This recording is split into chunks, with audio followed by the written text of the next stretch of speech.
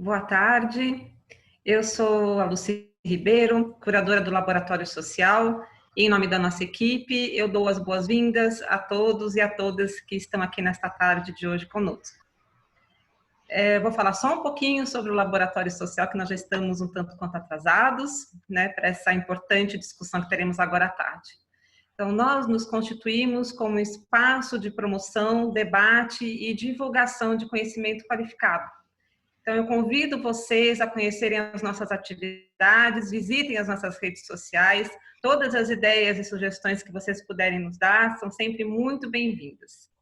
Então, é com muita satisfação que realizamos nesta tarde, dia 16 de setembro de 2020, mais um painel organizado pela Associação Nacional de Pós-Graduação em Direitos Humanos, a ANDEP. O título desse painel é Genocídio Indígena na Pandemia, a ADPF 709 em exame. Nós temos aqui hoje como o mediador deste nosso painel o Rafael Pacheco Marinho. Ele é antropólogo, trabalha junto ao povo indígena Xetá, Tupi-Guarani, no Paraná, atua na interface da antropologia, história e direito, especialmente no campo da etnologia ameríndia, nos temas memória, tempo, história, violência e memória, estética e política, história dos povos indígenas no Brasil, e é doutorando em antropologia social pela Universidade de São Paulo. Temos aqui a honra de ter os expositores a quem eu saúdo com as minhas boas tardes. A Josélia Jaxó, me perdoe se eu pronunciei o seu sobrenome errado, mas eu aprendo. Ela é do povo Caingangue de Santa Catarina, antropóloga, membro da Arpinsul e da Frente Indígena e Indigenista do Sul. Temos também aqui conosco para debater o Luiz Henrique Eloy, ele é do povo Terena, do Mato Grosso, advogado, assessor jurídico e representante da Articulação dos Povos Indígenas do Brasil e também na ADP-F 709. Temos aqui a professora Heloísa Machado de Almeida, ela é advogada, especialista e atuante em direitos humanos e em casos constitucionais perante o STF. Ela colaborou com a Comissão ARMS e Coletivo de Advocacia em Direitos Humanos para a comunicação ao Tribunal Penal Internacional de crimes contra a humanidade cometidos pelo governo brasileiro. Temos, por fim, o Rubens Valente, que é jornalista, se dedica há muitos anos aos povos indígenas, Amazônia, direitos humanos, ditadura civil-militar e é autor de Os Fuzis e as Flechas, Histórias de Sangue e Resistência Indígena na Ditadura. Esse livro foi publicado pela Companhia das Letras em 2007. Então, dou aqui já os meus boas tardes, os meus cumprimentos a todos que estão aqui conosco. Passo a palavra rapidamente ao Rafael e desejo que tenhamos aqui um bom debate nesta tarde. Rafael? Lucy, eu agradeço mais uma vez pela apresentação e pelo espaço que a ANDEP fornece, né? Garante ao Fórum sobre Violações de Direitos dos Povos Indígenas e, nessa circunstância, em associação com o Centro de Estudos Ameríndios, para propor esse debate em torno das teses jurídicas e das pesquisas em ciências humanas e sociais que são associadas a direitos humanos e que tematizam, né, ou que tentam caracterizar uma noção ou uma situação de genocídio dos povos indígenas no Brasil especificamente. No nosso período atual, contra o governo brasileiro, no período da pandemia, e também com exemplos históricos que vão ser apresentados mediante pesquisas, né, históricas sobre a ditadura civil-militar e questões relacionadas à violência contra a mulher indígena e aos direitos humanos da mulher indígena, como vem sido feito pela antropóloga Josileia Caingangue junto ao programa ONU Mulheres. Então, eu apresento para vocês a ordem do nosso painel, dos expositores.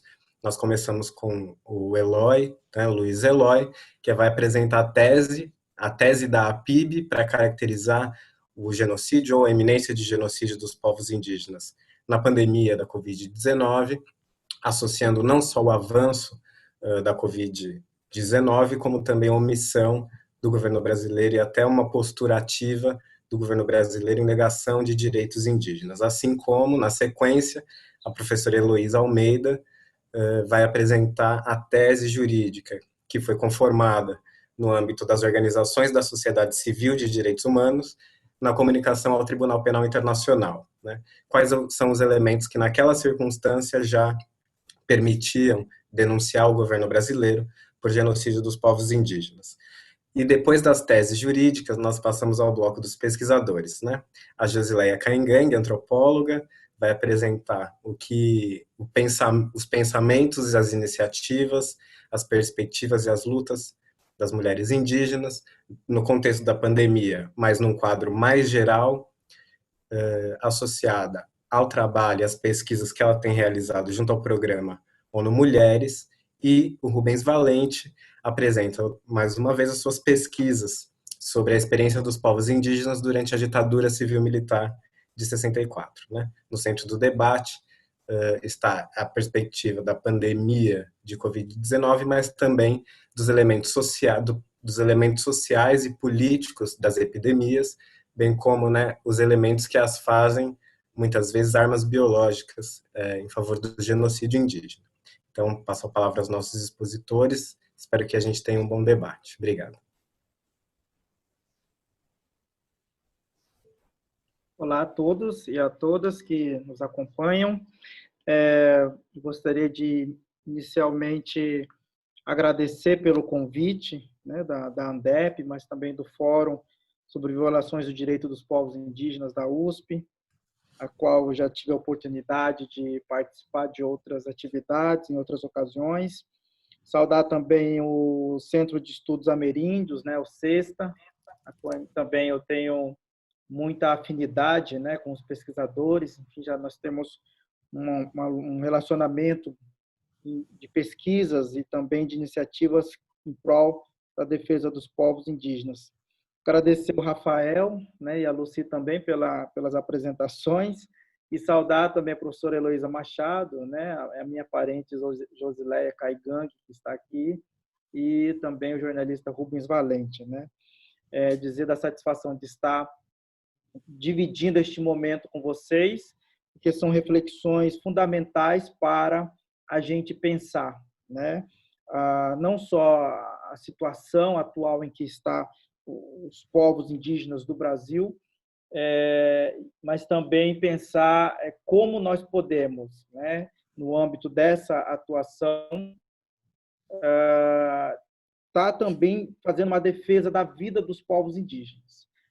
A APIB, né, Articulação dos Povos Indígenas do Brasil, que é formada por várias organizações indígenas de base, tem acompanhado desde a declaração da pandemia o avanço do vírus sobre os territórios indígenas. E não à toa, né, que nós, no mês de julho, impetramos a arguição de descumprimento de preceito fundamental número 709 no Supremo Tribunal Federal, justamente por conta deste contexto de violação. Ou seja, na medida em que nós estamos vendo o avanço do vírus sobre as terras indígenas, nós estávamos também verificando que o Estado brasileiro não estava implementando nenhuma medida protetiva contra os povos indígenas. Além disso, nós estamos vivendo um contexto político extremamente adverso aos povos indígenas, em que nós temos o chefe do executivo que foi eleito com a promessa de não demarcar nenhum território indígena e quilombola. Então, isso para nós já era uma coisa dada, inclusive desde o ano passado nós temos acompanhado com bastante preocupação esse contexto de governo extremamente nocivo aos povos indígenas, que veio implementando uma série de medidas que afetam a vida dos povos indígenas. Mas neste contexto de pandemia, a situação ela chegou de fato ao extremo. Quer dizer, os problemas estruturais que perpassam os territórios indígenas, e desde a não demarcação de seus territórios, ou seja, a negativa ao direito fundamental ao território tradicional, mas também a todos os outros direitos sociais, né? Direito à vida, direito à educação, direito à saúde, direito à identidade cultural, enfim, estavam sendo também violados. Todos esses direitos, eles não tem como a gente tratar desses outros direitos com os povos indígenas sem necessariamente passar pelos seus territórios, né? Pelo reconhecimento dos seus territórios. Os territórios indígenas são, na verdade, a base de onde se irradia todos os outros direitos, né? É por isso que os pesquisadores que trabalham, né, com os Guarani Kaiowá, por exemplo, né, a própria Tatiane, que também faz parte, né, do grupo de estudo, já ouviu muito os Guarani falar que sem o Tecorá não há Tecô, né? Quer dizer, não é possível a gente estabelecer o nosso modo de vida sem essa base existencial que é o território para os povos indígenas. Então, a ADPF 719, ela levou ao Supremo Tribunal Federal justamente essa situação extrema de violação de direitos humanos, especialmente o direito à vida, o direito à violação do direito à saúde universal, mas também a violação ao direito à identidade cultural, né? Então, um governo que não implementou medidas protetivas e mesmo quando o Congresso Nacional legislou, né, aprovando a lei que previu essas medidas protetivas para os povos indígenas e quilombolas e comunidades tradicionais também, esses dispositivos foram vetados. Então, você tem aí, de fato, uma conduta reiterada em que você coloque, né, você submete os povos originários a essa situação. Qual é essa situação? Né? Que vão desde a negativa do atendimento, e aí eu estou falando também da negativa em prestar atendimento aos indígenas que estão fora das áreas homologadas e também em contexto urbano, né, a questão da identidade cultural, mas também você vê aí o avanço, né, de incursões ilegais dentro das terras indígenas. E nós não estávamos falando de terras ainda que estão em processo de demarcação, são terras homologadas e consolidadas desde a década passada, inclusive, em que você tem um aumento significativo de invasores, garimpeiros e madeireiros nesses territórios, né? Então, além de por si só ser já um crime contra os povos indígenas, nesse contexto de pandemia, essas incursões ilegais, elas são também os vetores diretos de disseminação do vírus nas terras indígenas. Então, este é um caso que nós levamos ao Supremo. E a outra dimensão dessa ação era, de fato, a medida protetiva para os povos indígenas isolados e de recente contato. O Estado brasileiro ainda possui 114 grupos, o registro de 114 grupos que vivem, né, em isolamento voluntário. E esses povos, eles são, sem dúvida, os grupos mais vulneráveis neste contexto de pandemia. Além de você, com essas incursões ilegais dentro das terras indígenas, você ocasiona, expor eles ao risco concreto de conta das vulnerabilidades epidemiológicas, culturais e até mesmo territoriais, você submete esses grupos a também deslocamentos, né, forçados, porque por conta da intensa atividade ilegal dentro das terras indígenas, você acaba também, de certa forma, removendo esses grupos étnicos, né, de seus territórios tradicionais. E isso é uma coisa que nós estamos observando em todo o Brasil, em relação aos povos indígenas do Nordeste, Sudeste, principalmente do Sul. Nós observamos também uma sistemática omissão no atendimento dessas comunidades indígenas. Além de alguns estudos e análises que já estão sendo concluídos, identificar, mesmo no contexto de pandemia, o governo não implementou de forma eficaz o orçamento disponível para a saúde indígena. Então, esse é um aspecto também fundamental que tem que ser levado em consideração. Então, dito isso, nós, enquanto articulação dos povos indígenas do Brasil, temos a plena convicção, né, de que, neste contexto de pandemia, e isso está, né, todos os dias nós estamos observando o número de mortes, e ao mesmo tempo, mesmo depois da decisão do Supremo, que já completou mais de 60 dias, nós não temos um plano emergencial e de proteção para os povos indígenas. Então, quando se pensou que a Suprema Corte, de fato, tinha agido de forma, né, muito célere para proteger a vida dos povos indígenas, o que está se observando neste pós-decisão, que é o momento da implementação da decisão da mais alta corte do Brasil, há uma dificuldade do próprio governo em não adotar as medidas que são tão fundamentais para a proteção dos povos indígenas. Este é um aspecto fundamental que os povos indígenas já têm levado, né, para a Comissão Interamericana de Direitos Humanos, para a relatoria da ONU, a relatoria da ONU sobre direitos dos povos indígenas, e nós estamos também nos preparando para apresentar um comunicado. A professora Heloísa Machado está aqui conosco e está se juntando a nós também nessa iniciativa, porque nós temos de forma clara, né, como os povos indígenas estão sendo, mais uma vez, vítima, né, desse processo genocida.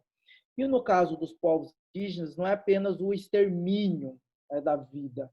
Nós temos um genocídio que sempre é seguido do etnocídio, né, que é o extermínio de línguas, culturas e tradições que não se pode mais recuperar, não poderá mais ser recuperado.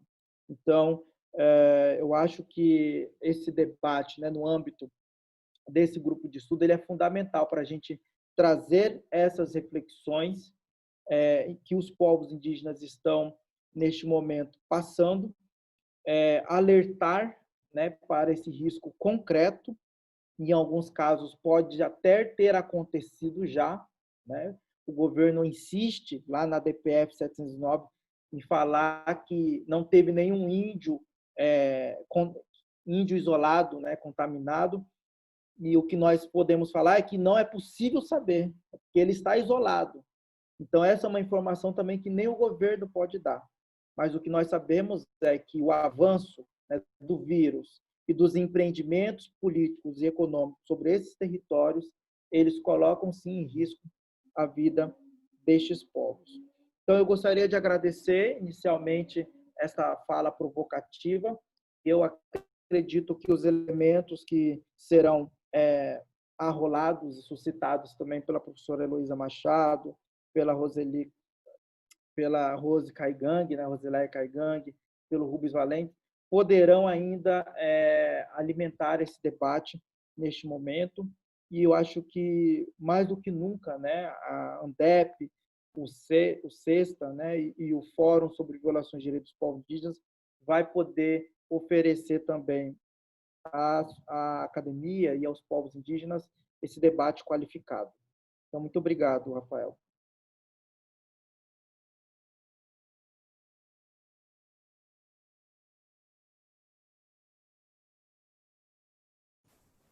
Eu agradeço a Luiz Eloy pela exposição, né, a exposição da tese indígena, vamos dizer assim, do genocídio por conta das ações do governo federal, e eu já teria algo a te perguntar e para deixar para você refletir, né? A tese da APIB tem insistido muito no polo, vamos dizer assim, da omissão do Estado, mais especificamente da omissão do governo, né? No entanto, é uma omissão, vamos dizer assim, que é interessada, ela não é uma simples omissão, né? Mas ela é interessada e direcionada. Então, queria depois, né? Depois, na segunda parte, com as perguntas e tudo mais, pensar um pouco sobre isso. As motivações, vamos dizer assim, né, da omissão do governo federal em relação aos povos indígenas na pandemia. Bom, a gente segue o painel com a exposição da professora Heloísa Almeida, com a caracterização do genocídio contra o Estado brasileiro na comunicação ao Tribunal Penal Internacional pelas organizações de direitos humanos. Boa tarde a todas e todos, é um prazer enorme estar aqui com vocês nessa tarde de hoje para debater o tema que eu considero ser o tema mais relevante da nossa agenda política agora. Agradeço mais o convite feito pela ANDEP, agradeço também a mediação de Rafael, e é um prazer compor essa mesa com Eloy Terena, com Josilé e com Rubens Valente, e a todos eu nutro uma grande admiração. Eu falo aqui um pouco no lugar de uma das advogadas que levou ao escritório da Procuradora do Tribunal Penal Internacional uma comunicação contra o presidente Jair Bolsonaro em novembro de 2019 por crimes contra a humanidade e incitação ao genocídio contra os povos indígenas brasileiros. Essa comunicação foi assinada pelo Coletivo de Advocacia em Direitos Humanos e também pela Comissão Arns, duas organizações, dois coletivos de São Paulo, que têm se dedicado a casos de litigância estratégica de grande impacto. Bom, o que é essa comunicação enviada ao Tribunal Penal Internacional? Nós buscamos, ao escritório da Procuradora do Tribunal Penal Internacional, nós buscamos a responsabilidade criminal pessoal do presidente Jair Bolsonaro pela prática desses crimes. Como é que nós estruturamos a nossa comunicação apresentada ao escritório da Procuradora? Nós separamos ações, então, medidas positivas efetivamente tomadas pelo governo desde o dia 1º de janeiro de 2019. Nós selecionamos omissões, e foi muito bem ressaltado pelo Eloy Terena a profundidade, e o impacto enorme, maléfico das omissões tomadas pelo governo, especificamente aqui em relação à pandemia, nessa ação na DPF 709. E nós também levamos ao conhecimento do escritório da Procuradora uma série de discursos tolerados ou feitos pelo próprio presidente da República que caracterizam a incitação ao crime de genocídio, que caracterizam um ataque violento verbal, que autorizam a violência de terceiros contra povos indígenas e que, de certa maneira, compõem aí o que a gente chama do núcleo jurídico da incitação ao genocídio para o Tribunal Penal Internacional.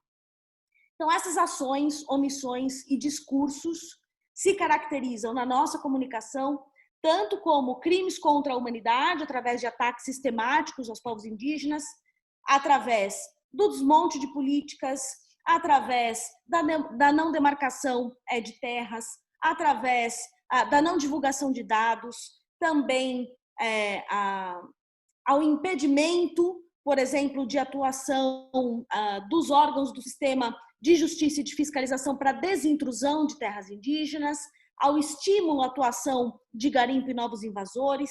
Então, todos esses atos caracterizariam ataques sistemáticos aos povos indígenas e seriam capazes de abalar o seu modo de vida, prejudicar o seu modo de vida ou até colocá-los em risco de adoecimento e morte.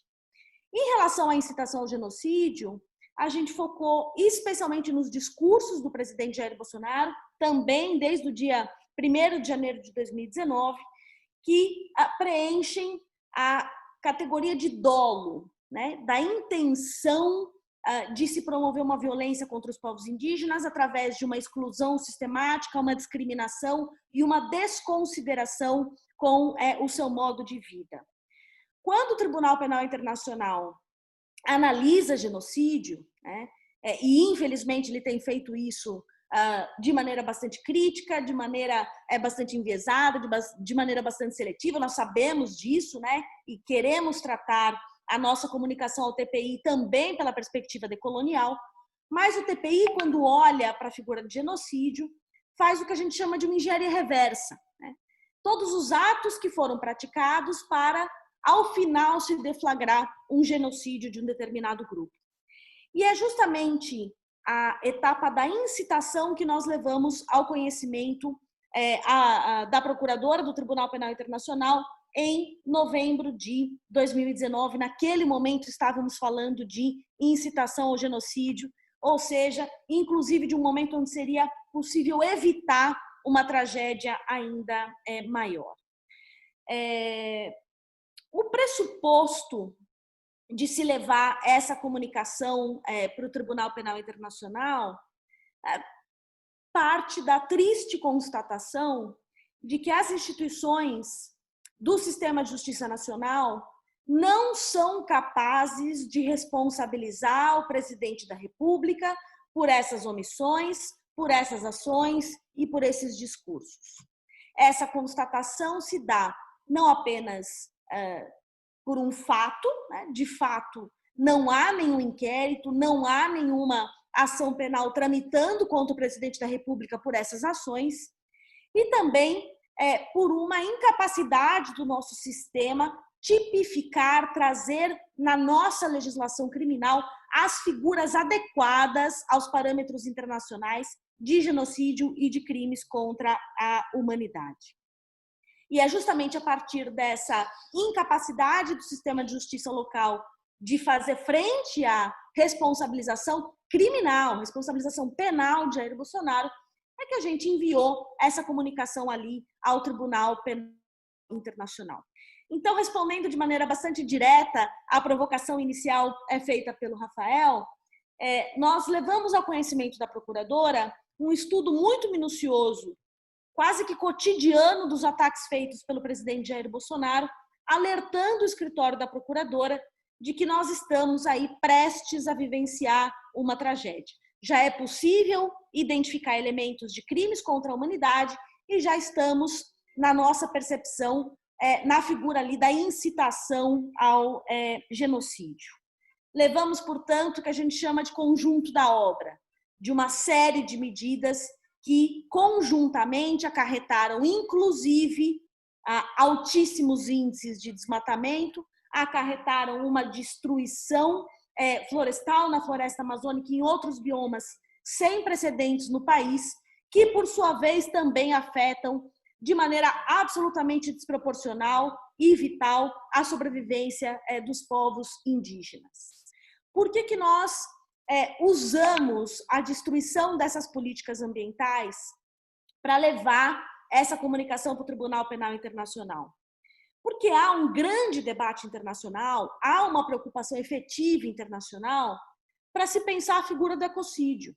De fato, o ecocídio não é tipificado, mas a prática de crimes contra a humanidade ou a prática do crime de genocídio através da massiva destruição de direitos socioambientais ou do próprio meio ambiente tem sido alvo de atenção preferencial por esta procuradora que ocupa agora o cargo à frente do escritório do Tribunal Penal Internacional, a Fatou Bensouda.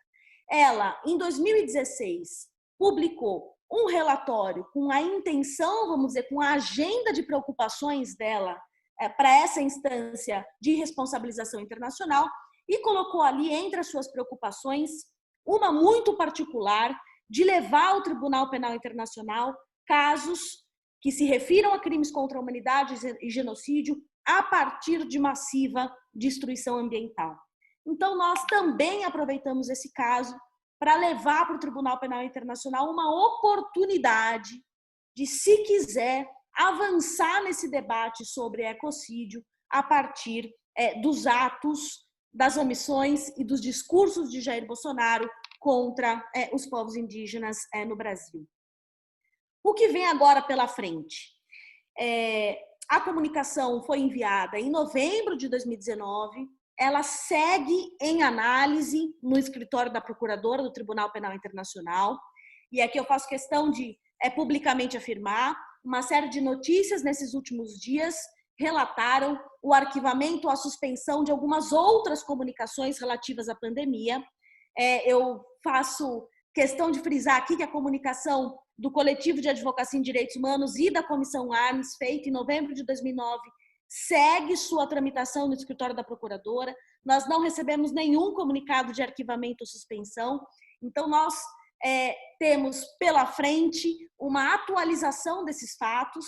Estamos trabalhando de maneira muito próxima à PIB agora para entender como podemos colaborar com a construção dessa ideia, né, e dessa narrativa específica sobre genocídio, mas estamos atualizando a nossa comunicação com fatos novos, infelizmente, com a comprovação dos riscos que nós anunciamos lá em 2019, agora em 2020, e devemos enviar até o final do ano essa atualização da comunicação também ao escritório da procuradora. Mas é evidente que a gente está falando de uma instância que também precisa ser analisada sob um viés crítico, né? Assim como o sistema interamericano, assim como agora o Eloy Terena falou de maneira bastante crítica e com muita razão sobre as limitações do Supremo Tribunal Federal, também o Tribunal Penal Internacional padece de uma série de críticas, é acusado de uma seletividade enorme na condução dos seus casos, né? Tanto que seria quase inimaginável se ter um país democrático ou em processo ainda de desdemocratização julgado pelo Tribunal Penal Internacional, mas nós sabemos dessa dificuldade, desse recorte, desse histórico do Tribunal Penal Internacional, mas sabemos também que há um apelo para que o tribunal seja capaz de responder a essas gravíssimas violações a direitos que são cometidas, as mais graves possíveis, no âmbito do direito penal internacional, nesses outros contextos. A gente não está falando que o Tribunal Penal Internacional tem que abdicar de ter o seu papel importante na análise dos crimes cometidos em conflitos deflagrados, mas é preciso também chamar a atenção do Tribunal Penal Internacional para esses outros crimes que são cometidos por países democráticos ou em processos de desdemocratização. E aí há vamos dizer, uma notícia que nos indica um caminho certo, né? Recentemente, a procuradora Fatou Bensouda, a procuradora do TPI, que é quem vai levar o caso efetivamente ao tribunal, procurou a responsabilização, inclusive, de tropas americanas pela sua atuação ali no Afeganistão, na invasão e na guerra do Afeganistão. Então, a gente tem, vamos dizer, uma disposição e uma coragem enorme dessa procuradora para talvez reverter o olhar ali do Tribunal Penal Internacional, sempre voltado a países periféricos, né? Então, talvez os ataques que têm acontecido agora no Brasil também entrem no radar da procuradora, tanto por esse viés, pela gravidade, pela absoluta firmeza com que os povos indígenas têm levado essa reivindicação de genocídio para todas as instâncias internacionais, e também pela oportunidade da gente aperfeiçoar a interpretação internacional sobre crimes contra a humanidade a partir da destruição ambiental, que é o que a gente tem chamado de ecocídio. Eu paro por aqui para privilegiar o nosso debate, já que a gente está um pouquinho atrasado, e agradeço mais uma vez a oportunidade de conversar com vocês sobre esse caso.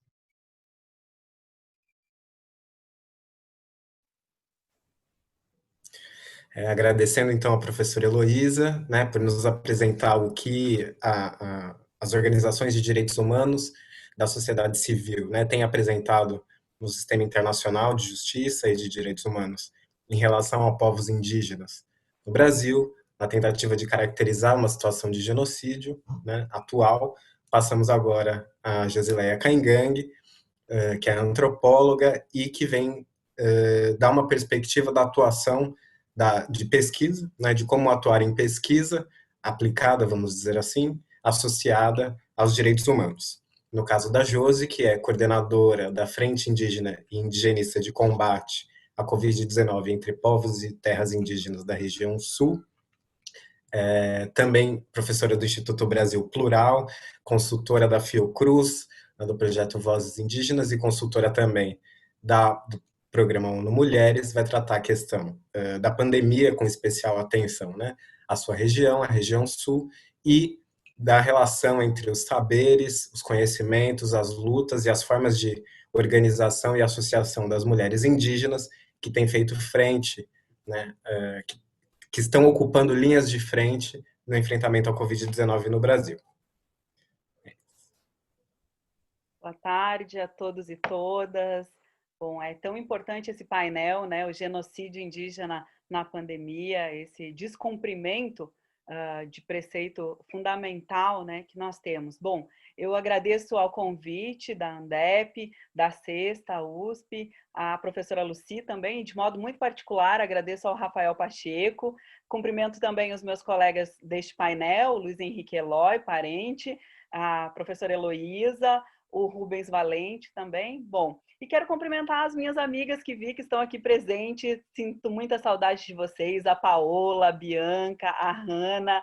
É sempre bom ver pessoas queridas, né, participando desses momentos com a gente para discutir, para refletir, né, os povos indígenas e essa situação em que a gente se encontra hoje. Bom, nós temos visto aí muitas falhas do poder público, né, do governo, frente à pandemia, no enfrentamento à pandemia da Covid-19 junto aos povos indígenas. A gente sabe que os povos indígenas são povos com extrema vulnerabilidade, como já foi dito pelos colegas aqui, enfim, e nessa vulnerabilidade frente, né, a essas doenças infecto-contagiosas, a gente sabe que nós temos sofrido muito, já que as nossas memórias são memórias coletivas também de outras epidemias que a gente viveu e que, infelizmente, assolaram as populações indígenas, né, fizeram aí muitas vítimas e, no caso de alguns povos, levaram quase ao extermínio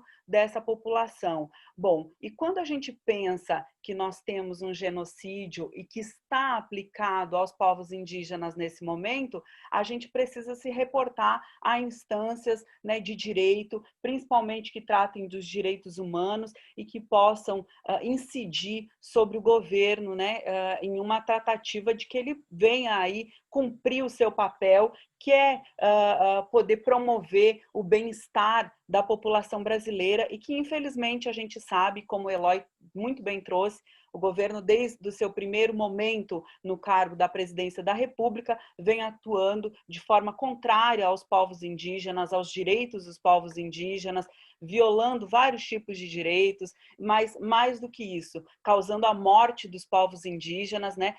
Uma morte que é permissiva por ele, em função agora da pandemia da Covid-19.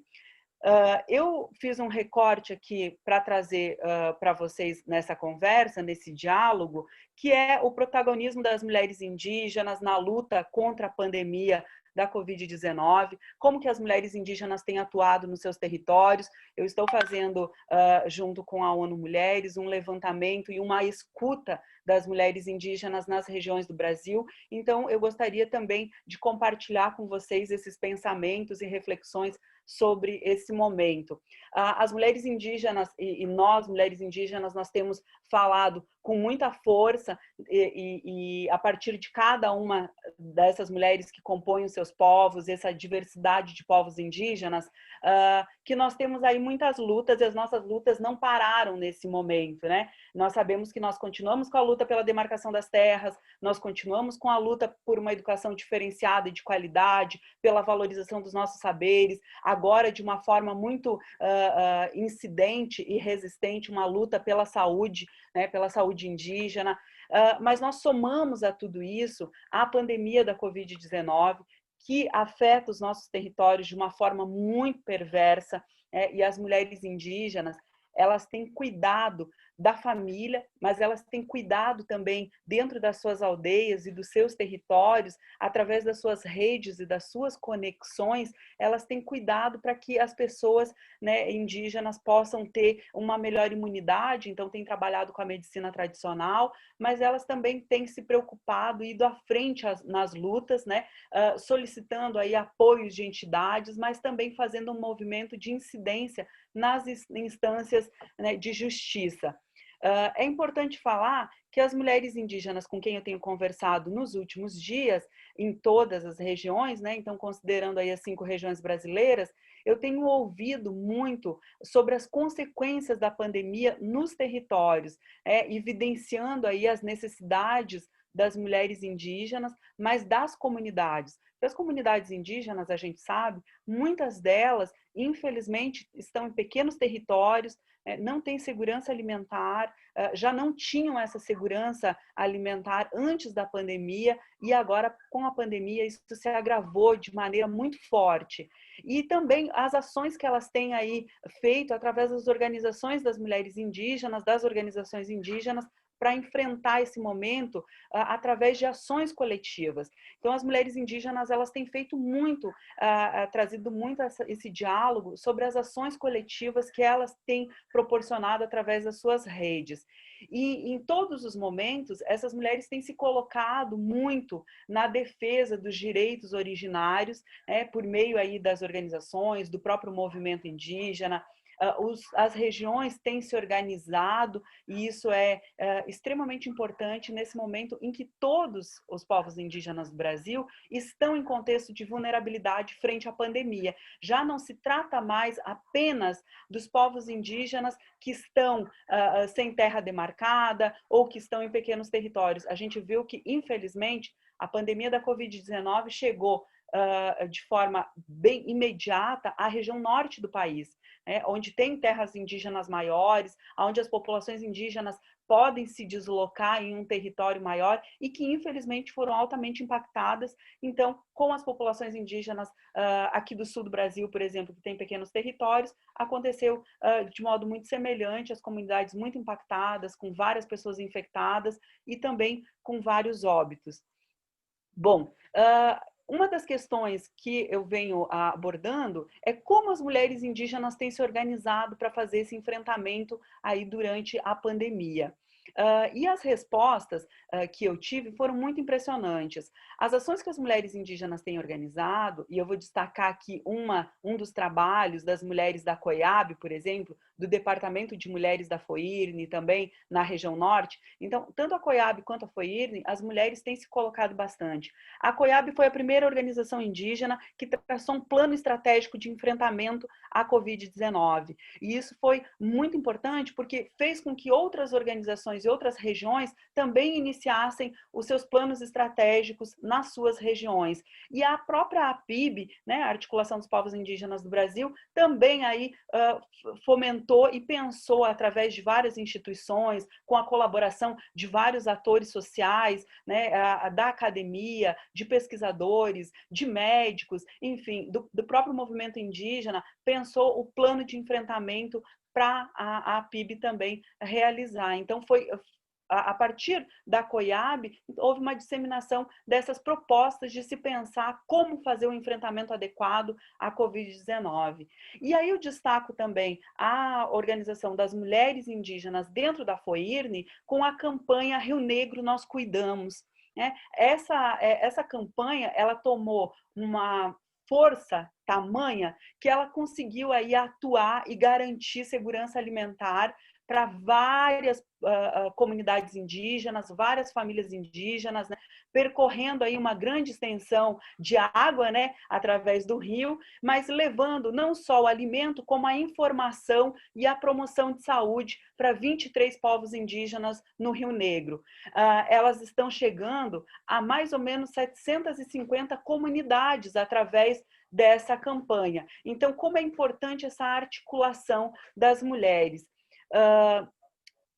Aí na região norte, nós temos essa atuação das mulheres que foi muito importante, na tradução também desse material que elas têm usado para fazer essa informação adequada, e desde o início da pandemia elas se dispuseram a fazer essa articulação, e as mulheres no Nordeste, por exemplo, elas estão aí com várias organizações dentro das organizações indígenas, a APOIME tem feito aí várias ações e as mulheres têm acompanhado, sejam nas barreiras sanitárias, elas têm atuado de forma permanente e presente nas barreiras sanitárias, ou seja, através de organização de mulheres como a AMICE no Ceará, e que a AMICE buscou aí uma forma de montar uma barreira sanitária, por exemplo, nas aldeias Genipapo Canindé, e buscando aí segurança alimentar para as comunidades através dos parceiros, como aí solicitar apoio nesse momento da pandemia. Também essas mulheres indígenas têm confeccionado máscaras, né, para poder apoiar e, enfim, poder atender as comunidades, e têm feito esse planejamento de conscientização. Então, como chegar até as famílias e fazer uma informação adequada, trazer essa informação adequada para que as famílias indígenas possam se cuidar no território.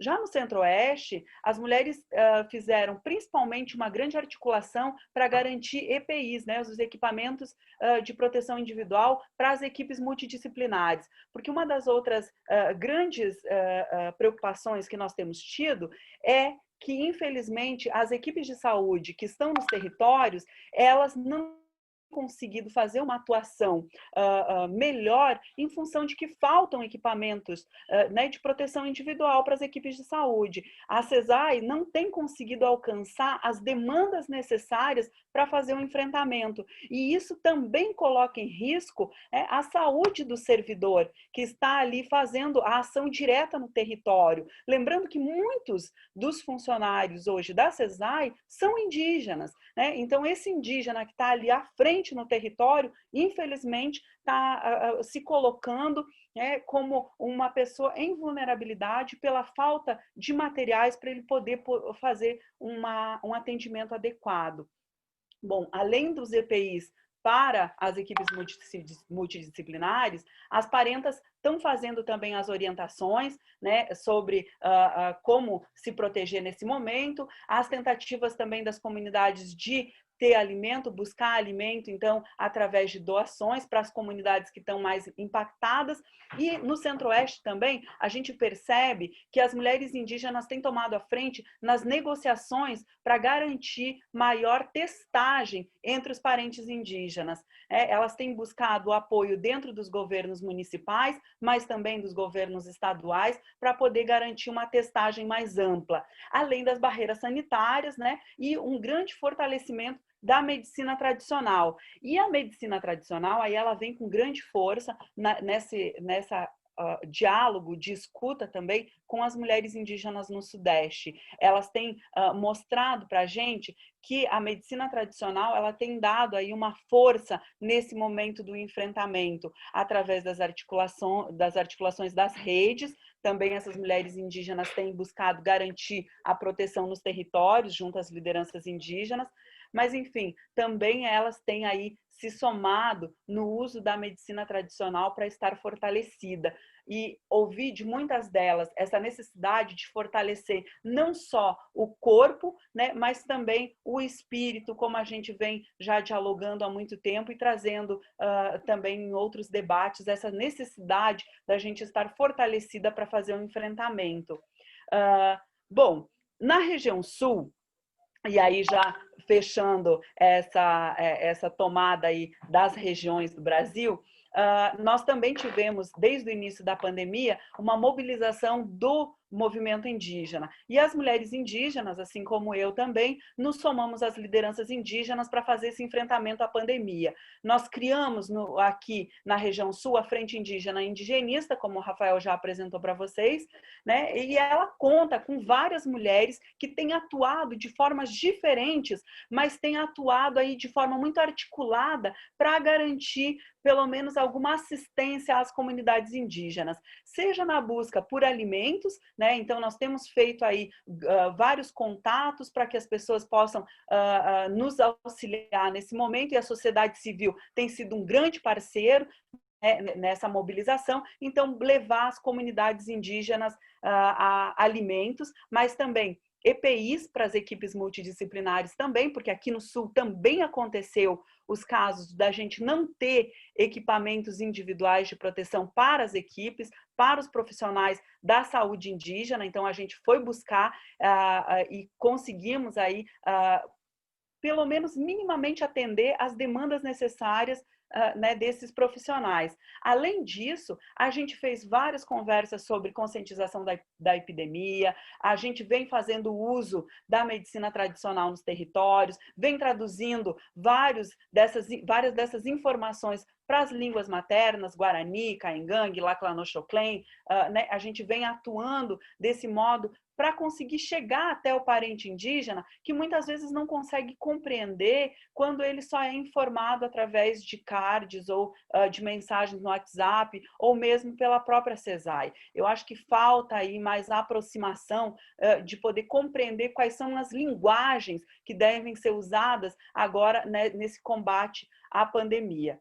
Bom, já finalizando essa exposição, no contexto nacional eu percebo que as mulheres indígenas elas têm atuado de uma forma muito forte nos espaços de luta. Nós vimos no acampamento Terra Livre Online, nós acompanhamos também na Assembleia da Resistência, na construção do plano de enfrentamento da APIB, né? Nós tivemos a presença de várias mulheres indígenas, nas articulações em diferentes instâncias aí, pela garantia dos direitos para o enfrentamento à Covid-19. Nós temos visto também a atuação muito forte da Frente Parlamentar Mista em defesa dos direitos dos povos indígenas, que é coordenado pela deputada Joênia Wapichana, né, e a construção da PL 1142 de 2020, né, enfim. Então, a gente tem aí várias mulheres que estão fazendo esse enfrentamento. Nas regiões, as mulheres têm atuado muito junto na construção dos planos regionais,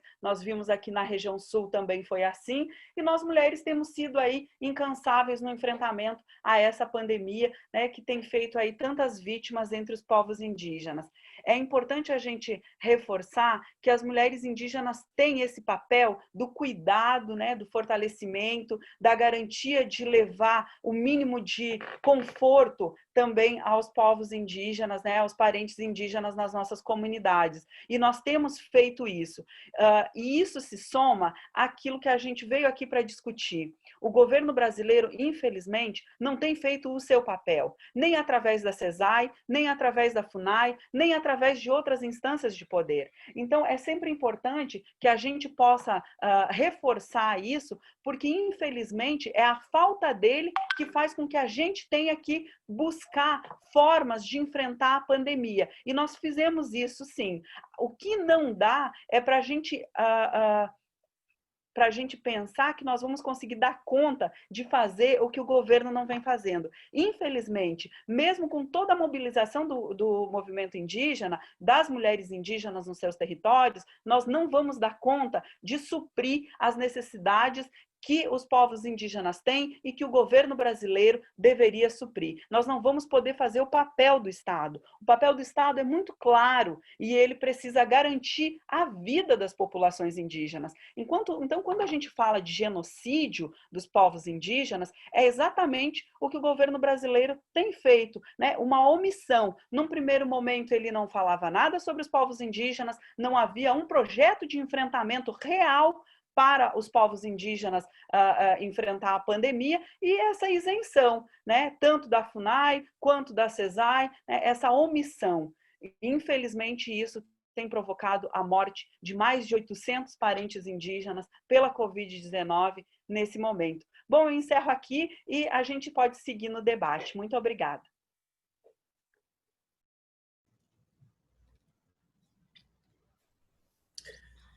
Eu agradeço a Josi pela exposição dos resultados, de um lado, dos resultados de pesquisa que têm sido conduzidas junto às mulheres indígenas no período da pandemia, né, para órgãos de direitos humanos internacionais, e apresentar um mapa também, né, de iniciativas e também uma análise de qual é a dinâmica do associativismo das mulheres, da articulação das mulheres na relação com os movimentos indígenas e toda essa história dos planos de enfrentamento.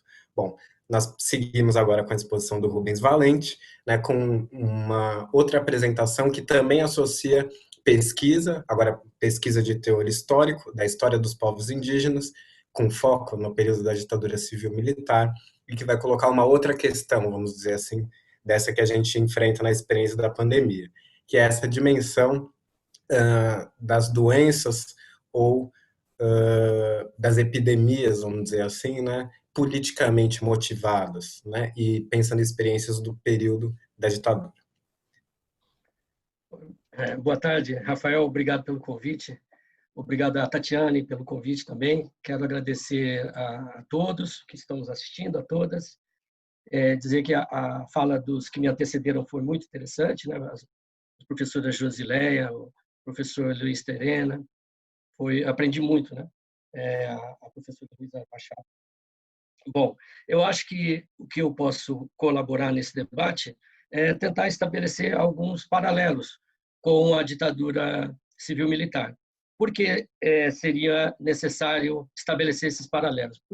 Porque muito do que este governo tem feito é fruto, né, de uma consciência militar, vamos dizer assim, de uma cultura militar da qual eles vieram. Todos os principais cargos do governo vieram dessa cultura.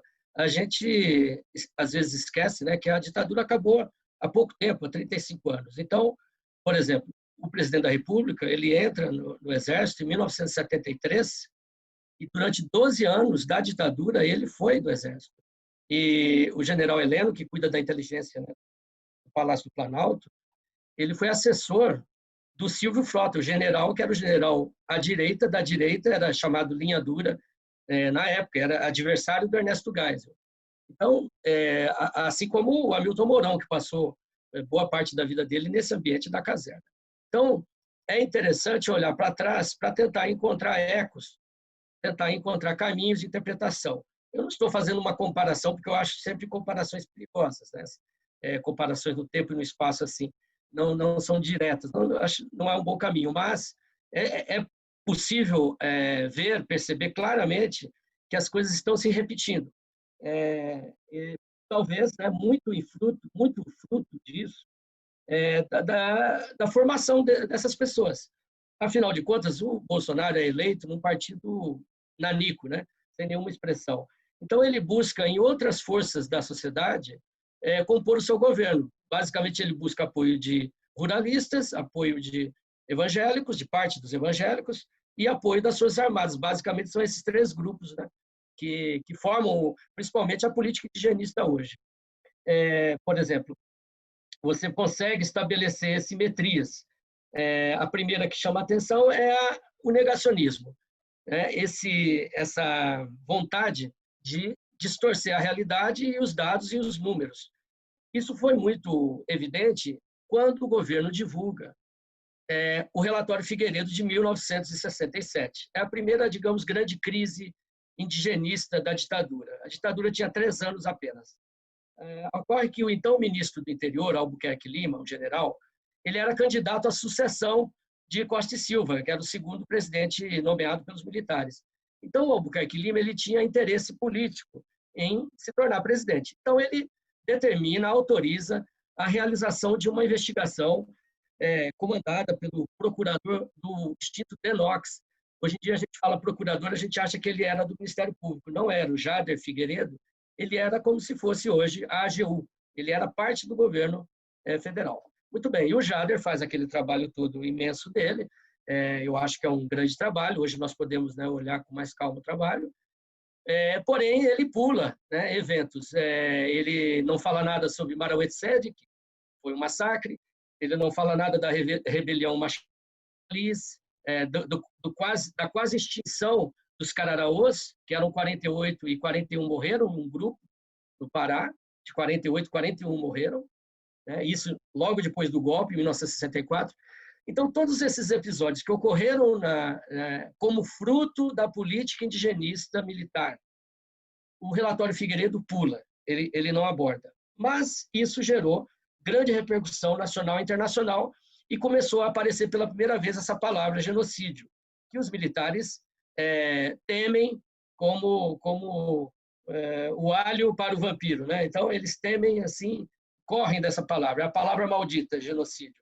Certamente porque eles sabem que isso pode ser avaliado nos tribunais internacionais, daí o medo. Então, eles começam a negar, a tal ponto que o próprio Jader Figueiredo, quando ele vai depor no Congresso sobre a investigação dele, ele disse que era um sensacionalismo da imprensa, parte do que estava sendo dito, e ele disse que não havia genocídio e que o governo estava tratando bem os seus. Bom, isso evolui, a comunidade internacional não aceita essas explicações, né? Então, o governo militar ele começa a ser pressionado para aceitar uma missão da Cruz Vermelha. A Cruz Vermelha vem em 1970, quer dizer, 2 anos depois do relatório Figueiredo, que culmina na extinção do SPI. A Cruz Vermelha chega, né, faz um trabalho também parcial, ela não consegue, obviamente, olhar todo o cenário brasileiro, ela olha, posso estar enganado, mas é mais ou menos 1/3 da Amazônia, ela consegue comparecer nos postos de indígenas, ou seja, muito pouco, né? Quer dizer, 70 e tantos por cento ficou de fora dessa investigação. Então, 66%, né, ficou de fora. Nesse momento, então, a Cruz Vermelha conclui por uma série de irregularidades, mostra pessoas morrendo sem assistência médica, indígenas morrendo, problemas de saúde, epidemias, ela mostra tudo no relatório da Cruz Vermelha. Só que ela conclui dizendo, não encontramos genocídio. Bom, o governo militar pega essa palavrinha, essa conclusão, tira do contexto todo e começa a trabalhar isso nas suas embaixadas, né, todo esse negacionismo. Tratamos muito bem os índios, etc. Acontece que a ditadura estava mal começando. Né? Em 1970, eram apenas 6 anos de 21 anos. E, de fato, a partir de 69, 70, a coisa começa realmente a se agravar muito. Né? Muito. Na minha pesquisa, que obviamente não consegue abordar tudo, mas nem é a minha intenção, era apenas uma reportagem que eu fiz, né? Que se transformou num livro, mas eu aponto ali 1.270 mortes que eu atribuo à ação do Estado brasileiro, direta ou indireta, seja por omissão, seja por ação direta. Ou seja, eu não estou contando a mortalidade normal, vamos dizer assim, né, que todos os humanos têm. Eu contei apenas os que morreram por ação direta e indireta do Estado. Desses 1.270 e tantos, 90% morreram a partir de 69 e 70. Por quê? Porque o governo começa o seu grande projeto de desenvolvimento da Amazônia, que ele chamava de ou Operação Amazônia ou PIN, Plano de Integração Nacional. Aí ele criou um bordão, né? Integrar para não entregar. Ele começa a desenvolver a paranoia que hoje a gente, 40, 50 anos depois, nós estamos vendo aí todos os dias na boca dessas autoridades, essa paranoia de que há interesses internacionais envolvidos com indígenas, com ONGs, etc.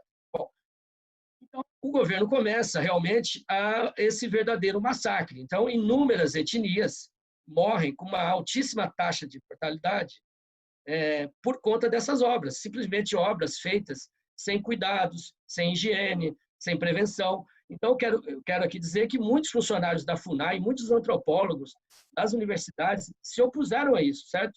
Então, eles também, dentro da própria ditadura, eles diziam, pelo menos tentavam impedir esse processo. Mas, infelizmente, o resultado foi um genocídio. Tanto assim que, em 1973, num importante momento do indigenismo brasileiro, né, Antônio Cotrim Soares, ele vem a Brasília, convoca uma entrevista coletiva e ele fala que havia se tornado coveiro de índios e estava pedindo demissão da FUNAI. Hoje ele é vivo, ele mora em Maceió, trabalha com materiais de construção. Então, o Antônio Cotrim denuncia que a FUNAI se tornou, então, que ele fazia o papel de coveiro de índios. Essa frase, essa expressão ganha o mundo, novamente a ditadura corre para desmentir, e aí ela começa a falsear esses desmentidos. Hoje a gente consegue dizer, com base na documentação, que os militares mentiram descaradamente, né, sobre vários problemas. Por exemplo, dos Paracanãs, dos Assurinis, dos próprios Chavantes. Então, eles diziam que, dos Tapaiunas, eles diziam que não era tão grave, eles davam um número inferior ao número real de mortos, eles diziam que o número era errado, eles diziam que havia mentiras, que o Cotrim era um mentiroso. Exatamente o que estamos vendo hoje em dia, quando o governo Bolsonaro diz que o número das ONGs, do movimento indígena, o governo diz que esse número está equivocado. O Augusto Heleno declarou isso no estado de São Paulo há poucos dias. Então, é a mesma história, né? Então, está se repetindo.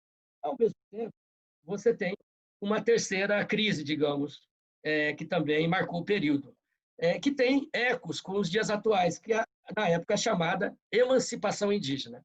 Então, em 1978, o então ministro do Interior, Rangel Reis, ele começa a elaborar um projeto pelo qual, em síntese, né? Esse projeto vazou, digamos, para a imprensa acaba descobrindo. Em síntese, esse projeto dizia que o indígena poderia se tornar o dono da terra no cartório. Hoje, as terras indígenas estão em nome da União, como nós sabemos, né? Mas com esse projeto militar, o indígena passaria a ser o dono da terra e poderia até vender essa terra, né? Que é o que exatamente Bolsonaro falou em várias lives. Ele disse que o índio poderia até vender a sua terra, que na cabeça dele, o índio quer ser como nós, ele fala, né? Como se ele pudesse, de uma forma petulante, né? Arrogante, se julgar o leitor da cabeça do indígena brasileiro. É isso que ele faz, né? Nas lives. Então, ele propõe essa história, ele joga no ar, né? É o mesmo projeto militar de emancipação. Na época, então, a sociedade civil reage, principalmente na figura de Darcy Ribeiro e também do nascente movimento indígena, né? que vem com Mário Juruna, com Raoni, com Marçal de Souza, com tantos outros que eu estou já esquecendo. Cretan, Caigangue. Então, eles começam a questionar esse projeto. E o Darcy Ribeiro mobiliza as universidades, né? Tem grandes eventos em Rio e São Paulo, dizendo não à emancipação indígena. E é curioso lembrar que uma das coisas que esse movimento utilizava era o balanço da Lei Dawes. A Lei Dawes do século XIX, nos Estados Unidos. O que ela propunha? Basicamente isso, que os indígenas norte-americanos, poderiam vender suas terras. Então, isso realmente foi um massacre, né? Eu peguei aqui os dados, o levantamento. Em 1887, os indígenas americanos tinham 138 milhões de acres.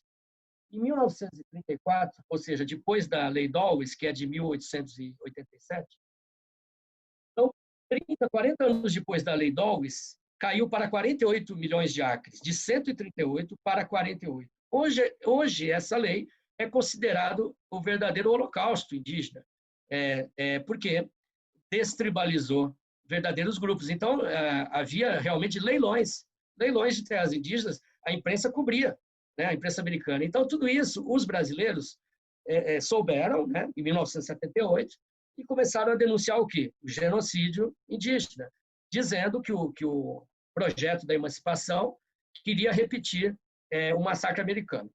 A coisa foi tão impressionante que eu considero uma das maiores derrotas da ditadura militar esse projeto, porque foi arquivado, né? E vocês imaginam, no meio de uma ditadura, a sociedade civil conseguiu arquivar um projeto que era formulado no Ministério do Interior, e que teria tido até a boa aceitação do então ditador Ernesto Geisel. Mas eles não suportaram a pressão, acabaram recuando. Então, você tem essas linhas, né? O controle da informação, a negação dos dados, a tentativa de projetos que, na verdade, representam o genocídio. Se não for a curto prazo, será a longo prazo. E você tem também esses organismos que o governo Bolsonaro tem criado, que são em tudo semelhantes aos da ditadura. Por exemplo, a COAMA. Então, em 1970, com as grandes obras da Amazônia, a Transamazônica e as BRs que se conectavam, a Transamazônica, né, como uma espinha de peixe, assim. Então, a BR-174 e a 163, todas elas se comunicavam ou se comunicariam, né, com a Transamazônica. Então, eles criaram a chamada COAMA, que era o quê? Coordenação da Amazônia. Toda ela criada por militares, generais e coronéis. Ela era tipo uma super FUNAI. Então, ela fiscalizava o que a FUNAI fazia, ela desautorizava, só que ela tinha muito dinheiro também. Então, às vezes, os antigos sertanistas da FUNAI, os antigos funcionários, até falam bem da COAMA, né? Poxa, ela tinha dinheiro, ela tinha estrutura, né? Que hoje a FUNAI não tem. Ou seja, o que ocorreu agora? A criação do Conselho da Amazônia, presidido por um militar, Hamilton Mourão. Eu fui fazer o levantamento e constatei que no Conselho da Amazônia, 17 cargos são de militares, e nenhum indígena, e nenhum ribeirinho, nenhum antropólogo, não sei se o sertanista da antiga também não, nenhum.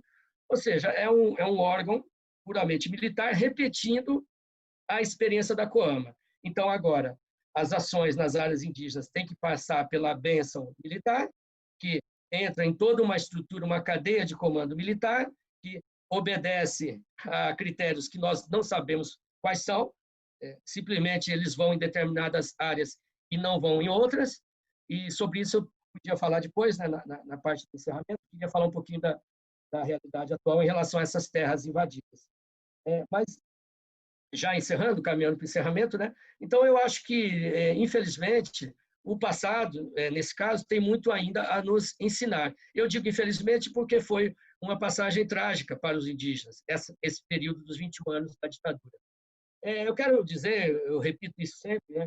Eu não quero dizer que os militares, na ditadura, tinham o interesse de massacrar os indígenas quando saíam de casa. Ah, vamos matar os indígenas. Não era isso, não era exatamente isso. O que era?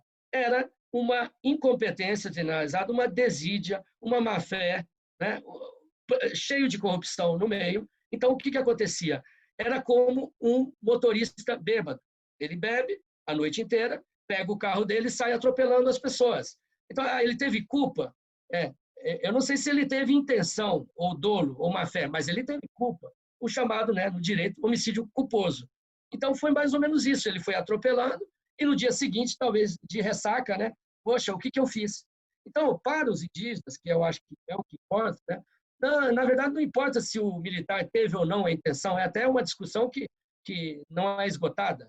O que importa é que para o indígena foi um genocídio. Isso é que importa. Então, para ele, é como em 2020. Não importa se a CESAE tem ou não dinheiro agora, ou não sei o que está fazendo. O que importa é que as pessoas estão morrendo. Então, é por isso que o Estado tem que agir. É por isso que o genocídio também tem uma dimensão culposa. O genocídio ele ocorre pela inação também, pela falta de ação, que, na verdade, traduz também uma política de extermínio, né?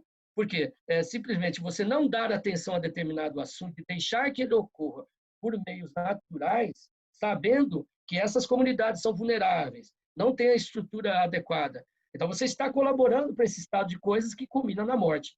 Então, nesse sentido, é sim uma política genocida. Então, nós não temos que ter medo de falar isso, né? E o Exército, se tivesse certa maturidade, né, se soubesse lidar com a realidade, as Forças Armadas, pudesse lidar com a realidade assim, cara a cara, né? Por exemplo, participando de debates como esse, né?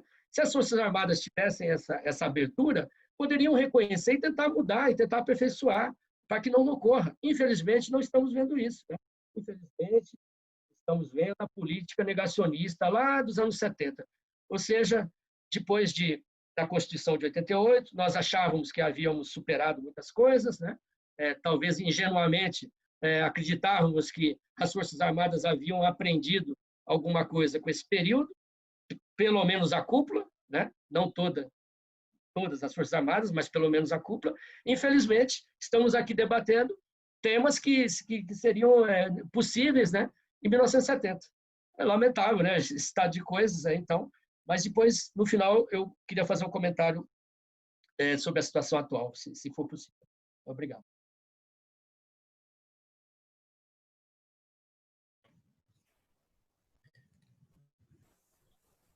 Então, eu agradeço ao Rubens pela exposição, e o Rubens, que é um pesquisador, né, que tem contribuído com um movimento recente e muito importante de retomada da história indígena durante a ditadura e com o adensamento desses estudos, né, que tratam desse tema e das diferentes questões envolvidas nele, não só de uma perspectiva histórica, mas o Rubens também dedica-se a acompanhar o cotidiano, né, dos povos indígenas até hoje, então foi uma grande exposição. Bom, eu, chegando ao final do nosso painel, né, eu agradeço as falas de todas e de todas e do Rubens, né, do Eloy também, que teve que sair, não está mais.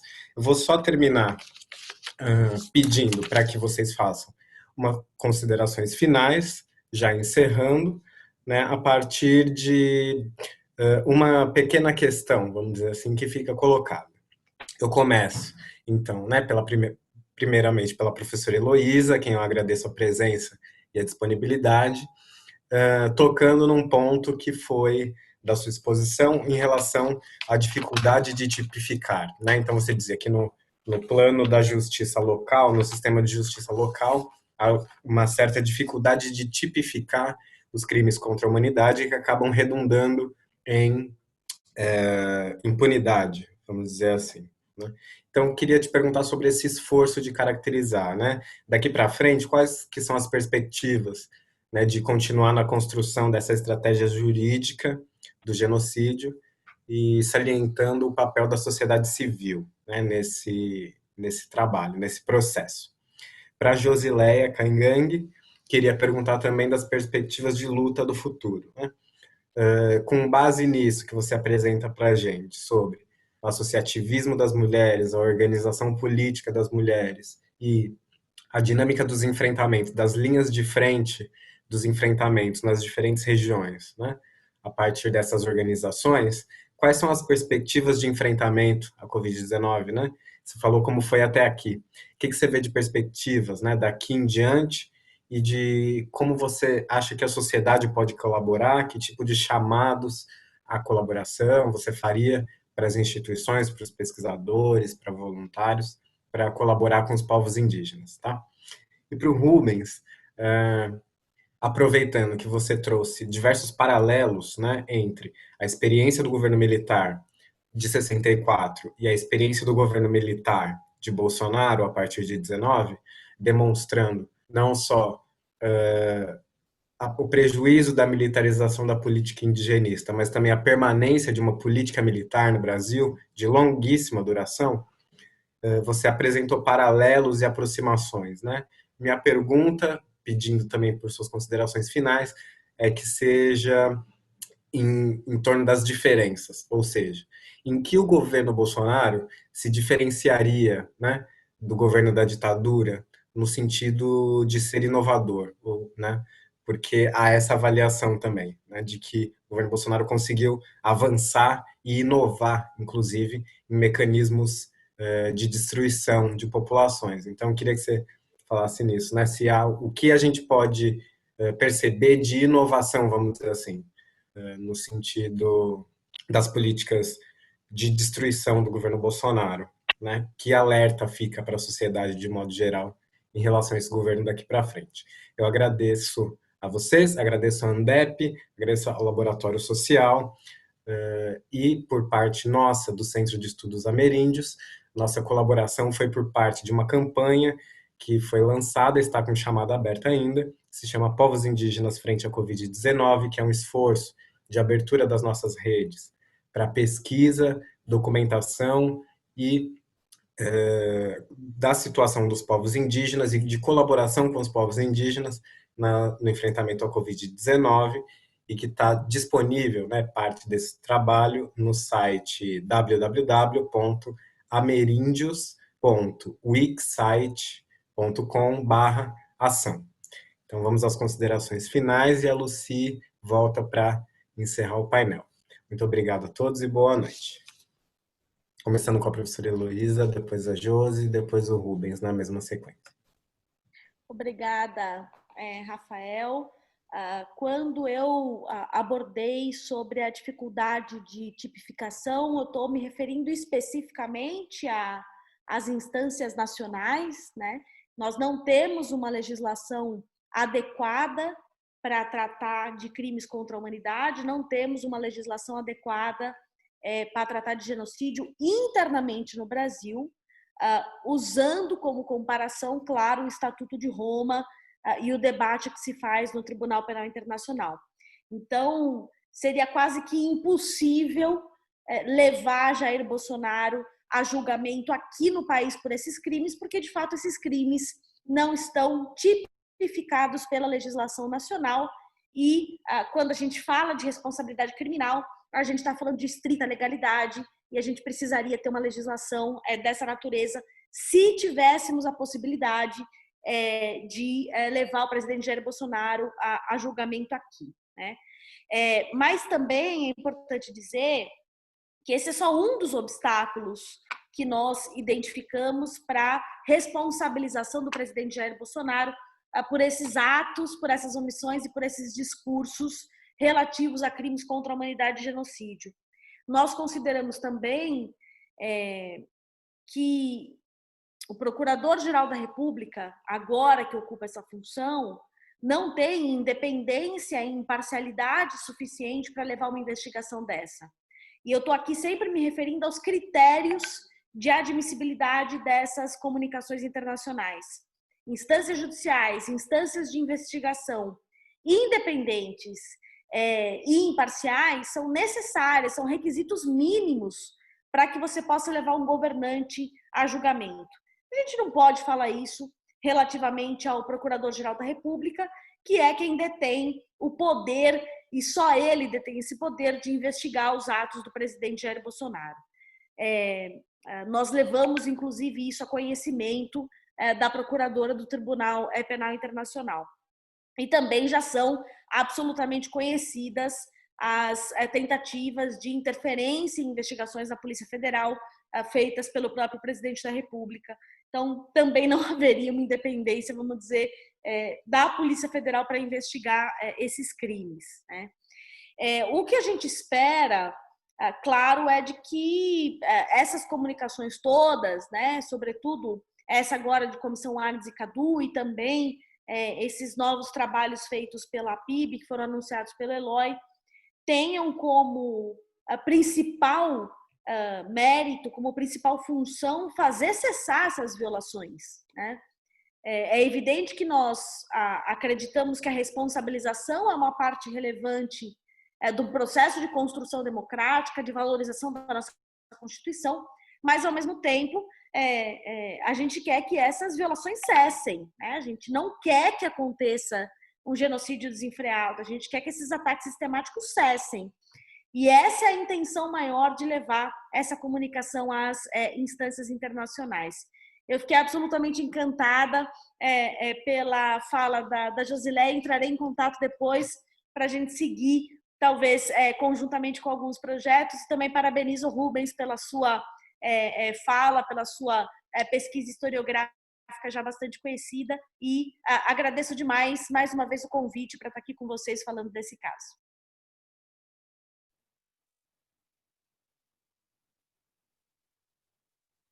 Bem, então, muito obrigada, professora. Também achei super importante as contribuições dos colegas. É sempre muito interessante quando a gente consegue se articular e estar num painel assim, um painel que faz a gente pensar esse lugar que o governo brasileiro tem colocado as populações indígenas, né? E como fazer esse enfrentamento nesse momento. Então, o Rafael me colocou aqui, inclusive, nesse desafio da luta pós-pandemia. E, nesse sentido, Rafael, acho que foi bem importante para os colegas também participar da Assembleia das Mulheres Indígenas, né, que foi feita aí no mês de agosto, nos dias 7 e 8 de agosto. E as mulheres indígenas trouxeram com muita propriedade, né, nós, mulheres indígenas, e eu gosto de me colocar nesse lugar, porque nós, dentro das nossas mobilizações, a gente tem falado muito sobre lutar pelos direitos dos nossos territórios, né?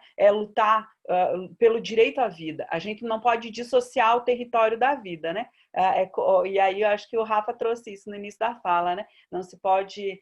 o Eloy trouxe isso no início da fala, não há como lutar... se a gente não há como lutar por vida se a gente não tiver terra, né? E a vida e o território, elas são a mesma coisa. Na concepção das mulheres indígenas, a terra, ela nos dá o nosso alimento, nos dá a nossa medicina tradicional, nos dá a nossa saúde, mas ela nos dá algo muito importante, que é a nossa dignidade, né? Então, para os povos indígenas, o território é essencial. Não há como ter povos indígenas se a gente não tiver um território ao qual a gente possa nos reportar. Ainda, a gente tem visto aí os nossos territórios que eles possuem uma resposta muito importante para o que está acontecendo hoje no nosso planeta, que são as mudanças climáticas. E aí, na consequência, as mudanças climáticas, elas impactam a vida de todos nós, e ela coloca em risco a vida de todos os sujeitos aqui. Então, os territórios indígenas têm essa resposta para que a gente possa fazer um enfrentamento às mudanças climáticas, porque esse modelo que nós temos hoje, né, de exploração do capital, ele é um modelo depredador, ele é um modelo que consome, mas o consumo, quando o consumo é praticado de forma ilimitada, ele não dá ao planeta a capacidade de reposição, de renovação dos seus recursos naturais, enfim, para que possa ter aí recurso para dar conta das futuras gerações. Então, nós vemos que os povos indígenas já estão sinalizando aí muitas das perguntas que nós temos tido. A outra coisa é todos os projetos que dizem respeito aos povos indígenas, eles precisam considerar a autonomia dos povos indígenas.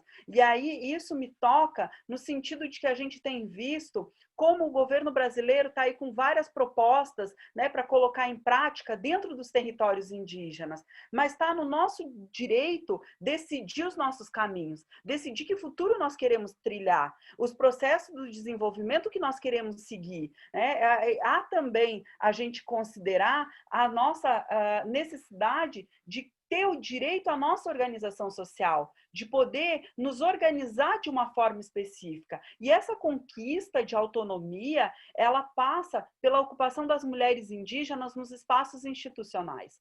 A gente tem discutido muito isso. As mulheres indígenas precisam estar nesses espaços de tomada de decisão. É urgente que a gente aprofunde essa discussão de colocar as mulheres indígenas nesses lugares, para fazer esses diálogos, né? E esse fortalecimento da participação das mulheres indígenas como protagonistas, mas também como multiplicadoras nesses espaços que a gente tem falado, é com o propósito de combater vários tipos de violações que vem acontecendo contra os povos indígenas. Também as violações dos direitos humanos que têm sido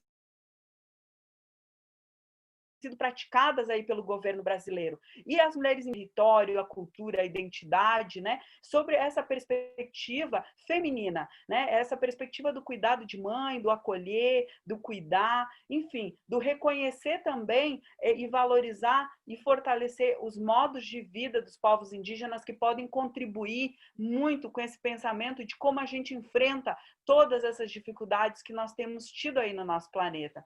Nós vimos, e muito aqui no Brasil, que o governo Bolsonaro, infelizmente, ele não se cansa em deixar clara a intenção dele, que é de exterminar os povos indígenas.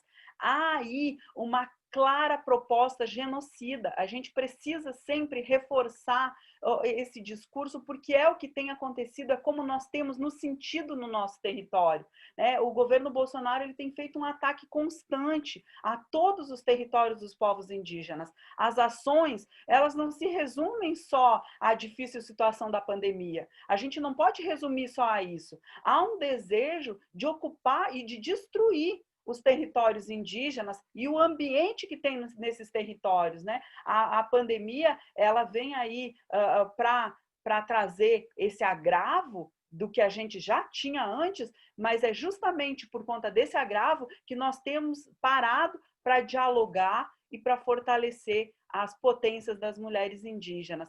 Então, as mulheres indígenas têm muito para contribuir. Eu acho que, inclusive, com essa crise política que está em curso no Brasil, que está em curso no Brasil e aí está sob o comando de um governo autoritário, que quer aí colocar e acentuar as sombras, né, sobre o sistema democrático, ele é ineficiente nesse processo de enfrentar a pandemia e ele já demonstrou isso não só com os povos indígenas, mas com a população brasileira como um todo. Ele está sempre nesse sentido de segregar, né, de dividir e, infelizmente, nós temos uma parcela da população brasileira que está alimentada por esse fanatismo, né? E que aí ela também reforça essa ideia desse racismo que nós temos, mas que as mulheres indígenas têm feito esse enfrentamento contra o racismo, contra as desigualdades sociais, trazendo aí e reforçando a ideia de que as mulheres indígenas têm pautado também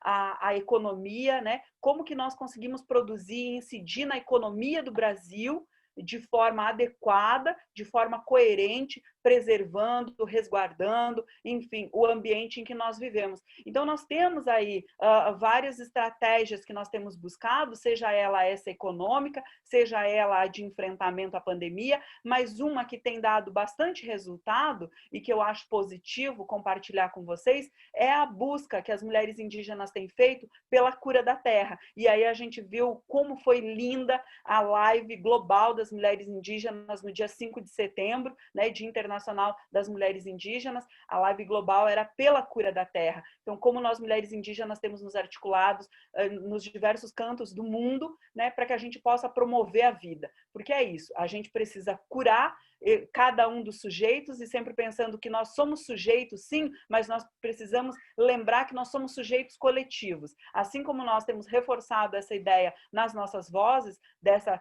desse pensamento do sujeito coletivo, nós precisamos trazer esse debate para que as outras pessoas da sociedade não indígena também se sintam sujeitos coletivos e responsáveis por esse lugar onde a gente vive, que precisa, sim, de uma cura. Todos nós precisamos passar por essa cura, principalmente porque nós vivemos num momento de muito racismo, de muita divisão e num momento em que os governos de esquerda, infelizmente, não estão à frente e são os governos de direita que têm feito um discurso racista, enfim, contra todos, contra os pensamentos, né, sociais, principalmente. Então, é um pouco nesse sentido, eu agradeço muito a oportunidade de ter dialogado com vocês.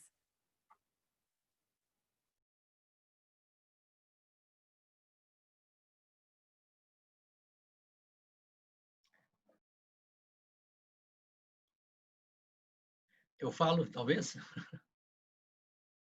Ok. A pergunta do professor Rafael foi sobre que diferenças, né, eu poderia citar em relação à ditadura militar e atual governo. Eu acho que a diferença fundamental, Rafael, é a Constituição de 88, que estabeleceu, né, pela primeira vez, de forma clara e evidente, a ligação necessária dos povos indígenas com a sua terra, com o seu território, e uma série de outros avanços, né? Por exemplo, na política indigenista do não contato, que a partir de 1985 começa a ganhar força e hoje é amplamente aplicada. Então, esses avanços institucionais da democracia, que ainda estão presentes, é que impedem a repetição exata do que vivemos na ditadura, porque a depender da vontade expressa por essas autoridades, está muito claro o plano deles, né? Quando o Bolsonaro repete várias vezes o índio quer ser como nós, ou quando o general Heleno fala que o índio quer energia elétrica, essas besteiras que eles falam, então está claro que tem um projeto, né? Infelizmente para eles, ainda a sociedade brasileira criou esses mecanismos que ainda estão presentes. Mas aqui vem o problema, né? Porque eles devagar, passo a passo, vão implementando essas mudanças, né? A mais clara é o que está acontecendo na FUNAI, né? Simplesmente desidratada, sem recursos, sem funcionários em número suficiente, dificuldades imensas de orçamento, de treinamento de pessoal, né? Perdendo importantes funcionários como o Rieli, que foi morto agora, e aquela dúvida como isso será substituído. Ou seja, é um processo de desidratação comandados por militares e pessoas da Polícia Federal, ou seja, não são indigenistas, não são pessoas da área que estão à frente de várias coordenações regionais, né? Infelizmente. Então, esse processo de deteriorização está em curso. Então, e tem aí um braço no judiciário que a gente tem que ficar muito atento, né? Nessa todo esse componente todo esse pacote de leis, decisões judiciais, conciliações, audiências de conciliação sobre terras indígenas já homologadas, até nesse caso da DPF 709, que eu queria chamar a atenção, uma coisa que me impactou muito naquela audiência, naquela sessão virtual que discutiu a DPF, relatada pelo ministro Barroso. Eu fiquei muito impressionado, quero reler aqui o que disse o advogado-geral da União, José Levi Melo do Amaral Júnior. Então, quando chega no ponto da discussão sobre a retirada, a extrusão dos invasores, das 7 áreas indígenas elencadas, né, na DPF, o advogado-geral da União ele diz assim: o cumprimento da ordem de desintrusão depende da União, mas também de órgãos de segurança pública locais, que respondem a entes nem sempre plenamente acordes com a medida, o que torna a questão ainda mais sensível e exige diálogo. Isso é uma aberração jurídica, essa fala dele. Por quê? A doutora Heloísa já saiu, a professora, né? Mas os professores de direito, os estudantes de direito, podem facilmente entender que uma ordem dada por a Justiça Federal, pelo Supremo Tribunal Federal, não depende do governo estadual para ser cumprida. Isso é mistificação, isso aqui. Então, ele está dizendo, então, que para uma ordem federal ser cumprida, o governador tem que concordar, o prefeito tem que concordar, nós não somos idiotas.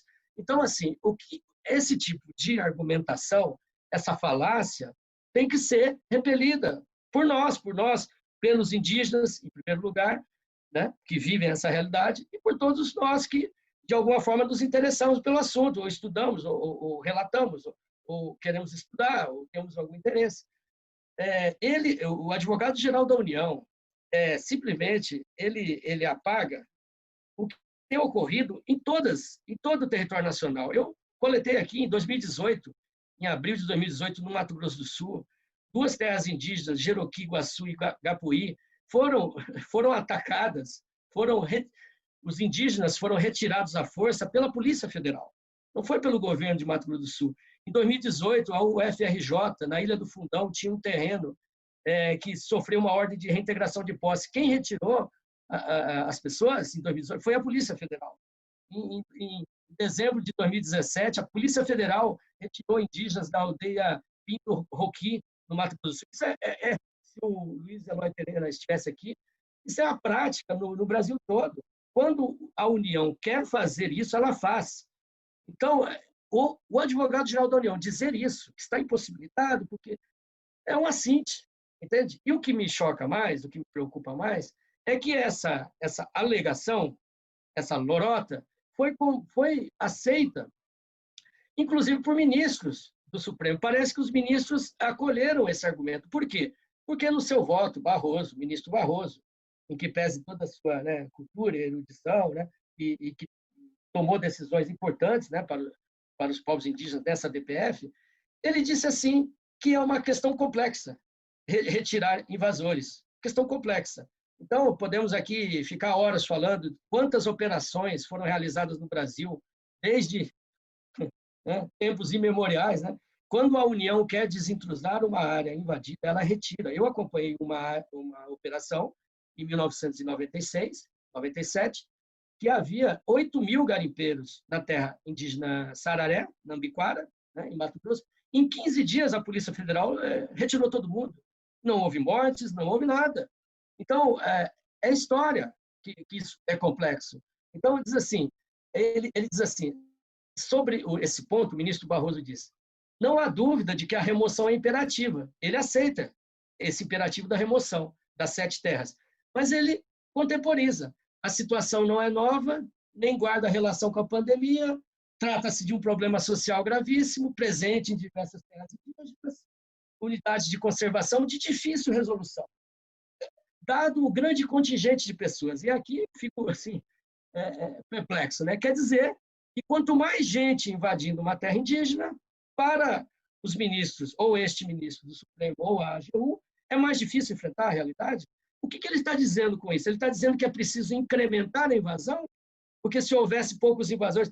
Então, assim, ele acaba dizendo que, infelizmente, não há como equacionar e solucionar esse problema nos limites de uma medida cautelar. A medida cautelar, a professora Heloísa saiu, a medida cautelar é exatamente para situações emergenciais, para situações de vida e morte. Esses grupos invasores estão a 5 quilômetros de aldeias, eles estão destruindo os rios, eles estão levando malária. A malária explodiu na terra Yanomami. Então, é muito preocupante quando você vê, em determinados momentos, a retórica bolsonarista, na palavra de desse advogado-geral da União, começa a contaminar o judiciário, que até então é o que nós temos, né? É o que a sociedade civil acredita hoje, ela crê no judiciário, ela quer continuar acreditando no judiciário, mas é muito preocupante quando a gente vê sinais desse tipo de argumentação, quando nós sabemos, né, que no governo Collor, Sidney Pozuelo já declarou, ele retirou, com todas as forças federais, 60 mil a 80 mil garimpeiros foram retirados. As pistas de pouso foram explodidas. Então, nada é complexo, só voltar da morte, né, como dizem os antigos. Né? Complexo é voltar da morte. Então, essa história da complexidade, a meu ver, é gravíssima, porque, de certa forma, infelizmente, parece que é um estado de terra arrasada. Ora, se o próprio Supremo, se o próprio AGU está dizendo que é um problema social, sendo assim, né? Então, sendo um problema social, então os garimpeiros, os madeireiros, os invasores, os grileiros, eles podem levantar a qualquer momento essa bandeira. Eu sou fruto de um problema social, eu não posso sair daqui. Nesse momento, o próprio ministro do Supremo disse isso. Então, esse ponto aí realmente me chocou, né? Porque, assim, a certeza da invasão é confirmada pelo Supremo. Existe uma invasão. E a certeza de que não é para já, e de que talvez lá adiante, e que vamos criar um grupo de trabalho, e que isso vai ser discutido no âmbito, que é a proposta do Barroso. Então, com essas palavras eu me despeço, né, com essa preocupação, que eu não vi ainda ganhar corpo esse debate, né, mas eu acho muito preocupante. Né? Então, eu agradeço de novo, Rafael, o convite, agradeço a todos, aprendi muito aí com a fala de todo mundo. Muito obrigado.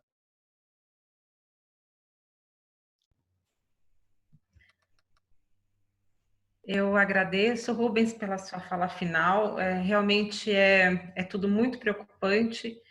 Nós estamos vendo aqui com esse governo, na verdade, uma máquina de fazer atrocidades e genocídios. Né? A gente parece que a gente não sabe mais como é que se organiza e para onde é que vai.